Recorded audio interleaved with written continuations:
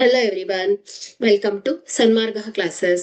ಎರಡು ಚರಾಕ್ಷರವುಳ್ಳ ರೇಖಾತ್ಮಕ ಸಮೀಕರಣಗಳು ಅಧ್ಯಾಯದ 11ನೇ ಪ್ರಶ್ನೆಯನ್ನ ಗಮನಿಸಿ. ಒಂದು ಕ್ರಿಕೆಟ್ ಪಂದ್ಯದಲ್ಲಿ ಇಬ್ಬರು ಬ್ಯಾಟ್ಸ್ಮನ್ಗಳು ಒಟ್ಟಾಗಿ 181 ರನ್ಗಳನ್ನ ಗಳಿಸಿದ್ರು.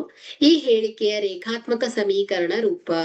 ಆಯ್ಕೆ A x minus y is equal to 181, ಆಯ್ಕೆ B x into y is equal to 181, ಆಯ್ಕೆ C x plus y is equal to 181, ಆಯ್ಕೆ D x by y is equal to 181. So ಇಲ್ಲಿ ಒಂದು ಕ್ರಿಕೆಟ್ ಪಂದ್ಯದಲ್ಲಿ ಇಬ್ಬರು ಬ್ಯಾಟ್ಸ್ಮನ್ಗಳು ಅಂತ ಹೇಳ್ತಾ ಇದ್ದಾರೆ. ಅಂದ್ರೆ ಮೊದಲ ಬ್ಯಾಟ್ಸ್ಮನ್ ಗಳಿಸಿದ ಅಂಕವನ್ನ ನಾವು ಎಕ್ಸ್ ಅಂತ ತಗೊಳ್ಳೋಣ, ಎರಡನೇ ಬ್ಯಾಟ್ಸ್ಮನ್ ಗಳಿಸಿದ ಅಂಕವನ್ನ ವೈ ಅಂತ ತಗೊಂಡ್ರೆ, ಸೊ ಇಲ್ಲಿ ಅವರಿಬ್ಬರು ಒಟ್ಟಾಗಿ ಅಂತ ಹೇಳ್ತಾ ಇದ್ದಾರೆ.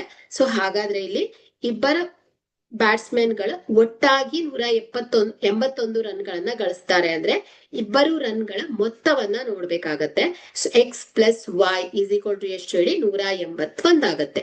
ಹಾಗಾದ್ರೆ ಇದರ ರೇಖಾತ್ಮಕ ಸಮೀಕರಣದ ರೂಪ x plus y is equal to 181.